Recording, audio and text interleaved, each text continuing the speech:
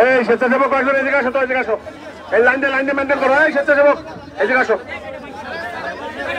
এদিকে লাইন দিয়ে মেনটেন করো। একজন সিঙ্গেল আসবে।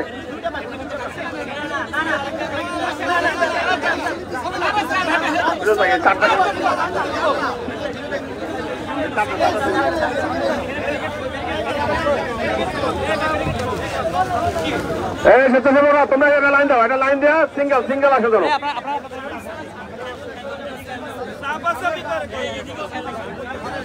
ইসলামী আন্দোলন বাংলাদেশের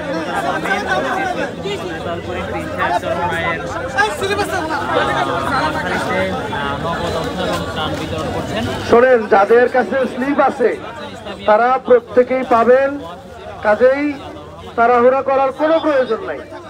সুন্দরভাবে সুশৃঙ্খল ভাবে আপনারা আসেন, সকলেই পাবেন ইনশাআল্লাহ।